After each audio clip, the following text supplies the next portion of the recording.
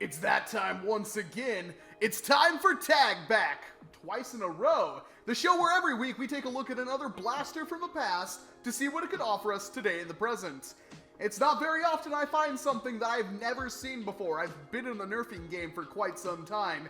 And it's very even rarer that I find something that's actually significant I've never seen before. And apparently a lot of you haven't seen it before either, because if you search for it on YouTube, virtually nothing comes up. That being said, let me introduce you to the AirZone Powerstrike 48. Or as I like to call it, my new frickin' primary. This thing looks pretty crazy, huh? It's got a pump action, it's got a massive rotating drum right here, it's got a stock, that stock's removable, it's got a trigger. I mean, seriously, this thing is awesome. And what makes it even better is that it's a pump action flywheel. Kinda weird. Honestly, I have no idea how I went this long without knowing this blaster existed, but nobody ever talks about it. Had I seen it only once, I would have bought one immediately, because it's everything I would have wanted in a Dart Wars blaster.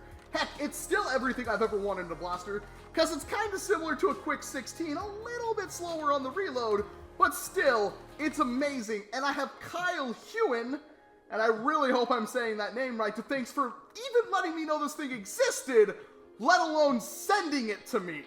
Seriously, thank you, Kyle. This is going to get a lot of tender love, for it's a pump action, internal 12 barrel 4 dart each rotating chamber monstrosity that looks awesome and is, well, it's internal magazine, so you just kind of pop a dart in there and you're good to go. Or if that's too slow for it and you don't want to pop it up on the fly, you can simply fold out the front and you've got all the barrels right there for easy access. Boop. There we go. And yeah, this is a flywheeler, so it's got contacts right there for the flywheels and match up right there. So as soon as you clamp that down, it's good to go again. And you might be wondering, it's a pump action flywheel, so how exactly does that work? Well, originally, you're just going to flip the switch up and the motors are going to rev, and then you're going to pump it, and when you pull it back, you see it index, and when you push it forward, it pushes the dart into the flywheels. Not the coolest system ever, but it does work because this pump is really, really smooth. Seriously, 2 fingers and I can move this thing, and it's absolutely awesome. And yet Kyle has already modded this thing in the coolest way ever. For the trigger is originally just a piece of plastic. Kyle put a strife rev trigger back behind this thing, so when you pull it, it revs up. So you hold down the trigger to rev it up, and then you pump to fire it. The easiest way I've seen to use this thing is to kind of have it already primed back. That way, when you push it forward, it shoots the dart, and you get it. It's absolutely effortless to use. Seriously, this thing is amazing. That being said, it does have one minor issue. Originally, it's meant, of course, for the Blvd sticky, meaning the flywheels are gapped pretty hardcore because it's meant to fit, well, this giant head through there. If you compare it to a standard Elite Dart, you can kind of see what I'm talking about. So, with that gap of the flywheel and it meant to grip this, suction tip, it doesn't have a lot of contact with the flywheels before launching it, so the performance was pretty meh. It does kind of work with Elites, but the performance is still pretty meh. And obviously, it's meant to hold the Blvd stickies, so if you have a bunch of Elite darts in it and you point it forward, well, with it closed, they're really only going to come out of the barrel. That's not the biggest deal breaker in the world, although it will, of course, fall through here without even trying. But there's some ways around that. I would like to show you this thing firing, but I had a little bit too much to drink, decided to just open up the front of it here because, well, I can. It's like 6 screws to get to the flywheel cage, and try to see if I can fit a strife flywheel cage in there so I can get the performance that I need with Elite darts, because that's what I want this thing to run, because they're the most common type of ammo. And it works. I haven't finished it, so I have the original flywheels all set in here, and you can see them right there with the little radiation hazard looking things on them, or maybe more like cassette reels, I'm not quite sure, but they look like radiation symbols to me. But since I took it apart, I kind of broke one of the wires and it doesn't rev anymore because I have to resolder that. And what's the point of resoldering it if I'm just going to put no motors in it anyway? So it doesn't fire right now, but you can use your imagination on how this thing works, really. You pull the trigger, it revs up like a Strife. I can even edit in a Strife sound if I wanted to. And then you just pump it and darts fly out the front.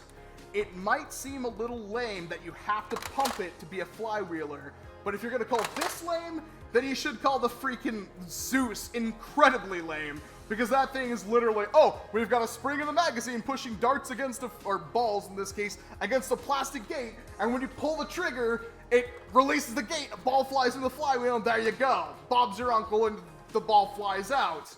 This thing you have to pump, but it's like the same mechanical simpleness.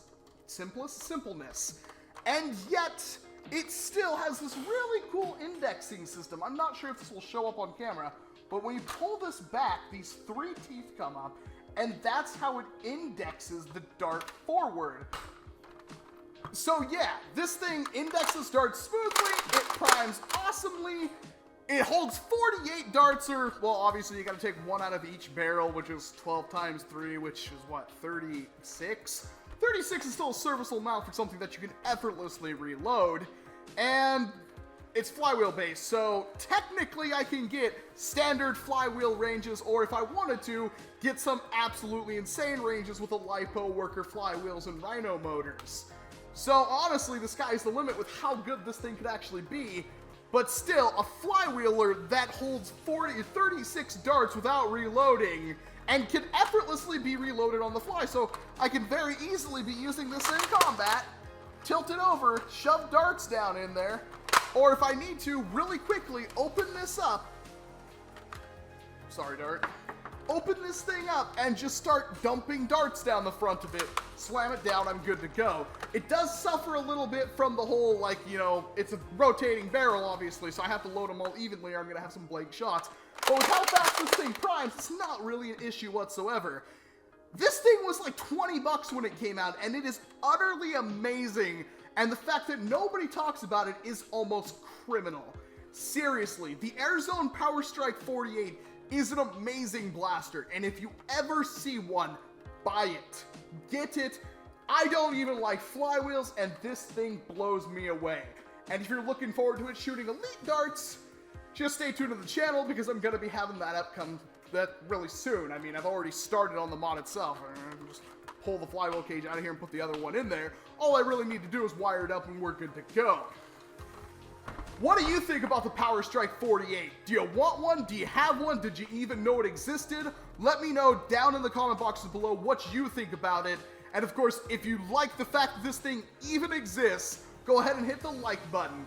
And if for some reason you hate the idea of a 48 round pump action flywheel blaster that looks this awesome, the dislike button is there for you as well, but trust me, you're a fool for hitting it. That being said, here's 2 more videos of mine you can check out if you want to see more of Tag Back. And of course, if you want to see next week's video, the easiest way to do that is to hit the subscribe button.